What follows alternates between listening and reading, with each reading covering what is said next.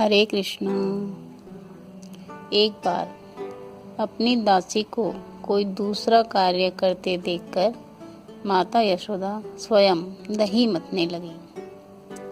दही मंथन करते समय वो भगवान कृष्ण की बाल लीलाएं गुनगुनाने और अपने पुत्र के विषय में सोच सोचकर आनंदित होने लगी।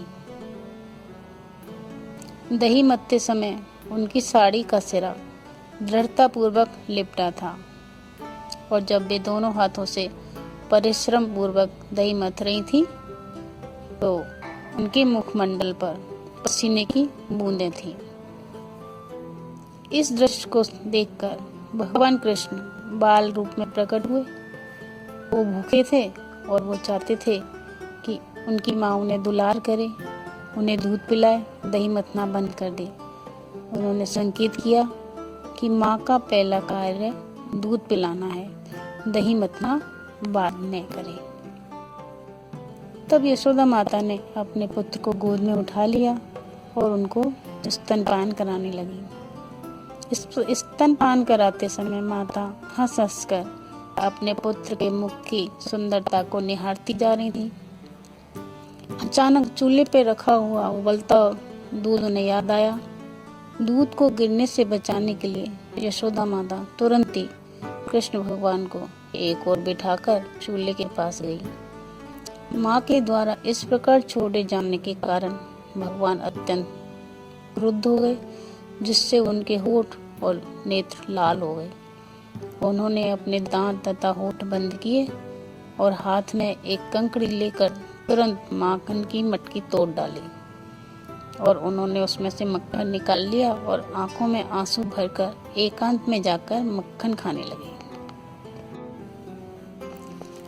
इसी बीच यशोदा माता कढ़ाई से उबलते हुए दूध को ठीक करके जब वापस दही मथने के स्थान पर आई तो उन्होंने टूटी मटकी को देखा जिसमें दही रखा था और उन्हें अपना पुत्र भगवान कृष्ण भी दिखाई नहीं दिए। वो समझ गई कि ये सब कार्य उसी नटखट का है और वो सोचने लगी कि ये बालक बहुत चतुर है, मटकी तोड़कर इस स्थान से दंड के भय से चला गया है। चारों ओर ढूंढने के बाद उन्होंने उसे लकड़ी के एक उल्टे रखे बड़े से उखल पर बैठा पाया, जिस पे बैठकर वो छीके से मक्खन निकाल कर बंदरों को खिला रहे थे कि अपने पुत्र को इस तरह व्यस्त देखकर वे चुपचाप पीछे से आई। किंतु कृष्ण भगवान ने तुरंत ही देख लिया कि उनकी माता हाथ में छड़ी लेकर उनकी ओर आ रही है। अतः वे तुरंत उखल से उतरकर डर के मारे भाग चले। माता यशोदा भगवान को पकड़ने के लिए घर के चारों कोनों में पीछा करती रही। वो भगवान कृष्ण को बांधने के प्रयास में थककर चूर हो गई। उनको पसीना आ गया। तब भगवान कृष्ण ने देखा कि उनकी माता थक के चूर हो गई है, तो अपनी माता को परिश्रम करते हुए देखकर उनको दया आ गई और वो रस्सी से बंधने के लिए राजी हो गए। अपने पुत्र को बांध देने के बाद माता यशोदा अपने घर कार्य में लग गई। उस समय उखल में बंधे हुए कृष्ण ने अपने सामने एक वृक्षों की जोड़ी जो यमलार्जुन नाम से प्रसिद्ध है देखी और परम आनंद महसूस किया। नलकूबर तथा मणिग्रीव नामक दोनों भगवान शिव के परम भक्त थे और देवताओं के कोषपाल कुबेर के पुत्र थे। भगवान शिव की कृपा से कुबेर के कोई भौतिक ऐश्वर्य का पारावार न था। जिस तरह धनी व्यक्ति के पुत्र प्राय मदिरा तथा कामनियों के प्रति आसक्त हो जाते हैं, उसी तरह कुबेर के ये दोनों पुत्र भी मदिरा के शिकार थे। एक बार ये दोनों सुख भोगने की इच्छा से मंदाकिनी गंगा के तट पर कैलाश प्रांत में भगवान शिव के बगीचे में प्रविष्ट हुए।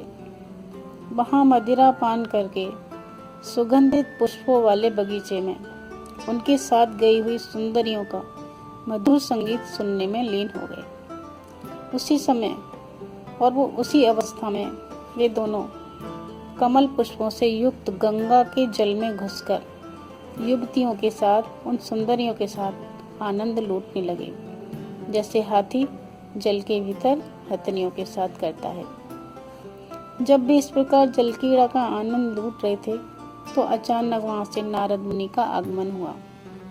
दोनों इतने मदोन्मत्त हैं कि उन्होंने नारद ऋषि को आते हुए भी नहीं देखा।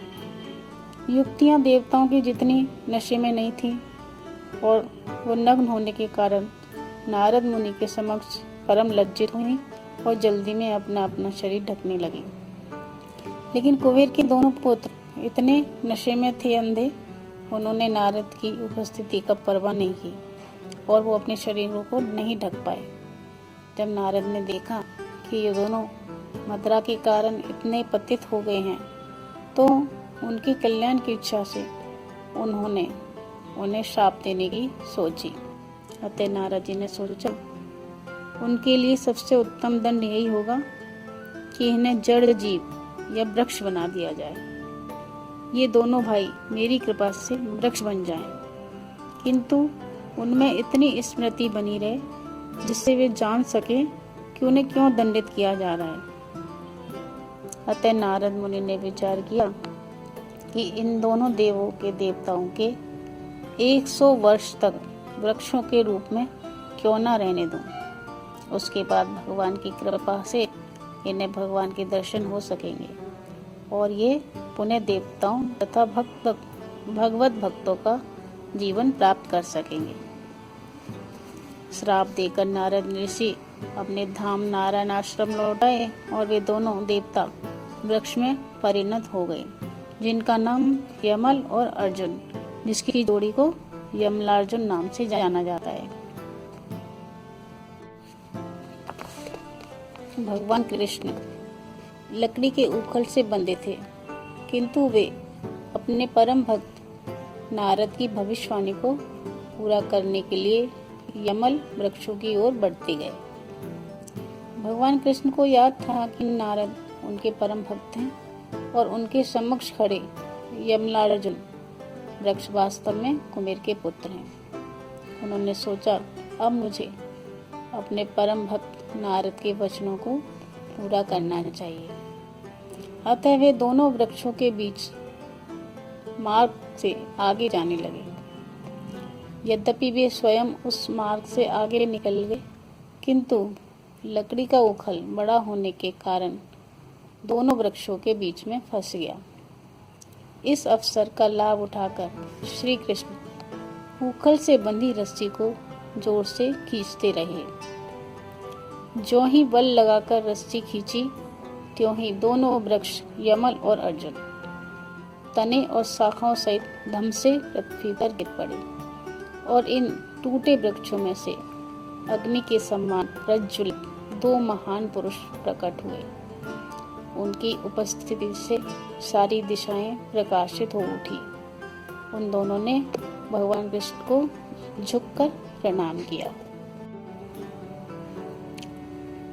प्रणाम करने के बाद दोनों नलकुवर और मणिग्रीव ने भगवान की कई परिक्रमाएं की और बारंबार प्रणाम किया और वहां से चले गए, लेकिन भगवान उसी प्रकार उखल से बंधे रहे।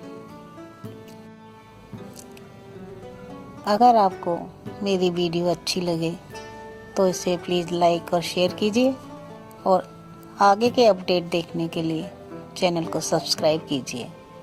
हरे कृष्णा।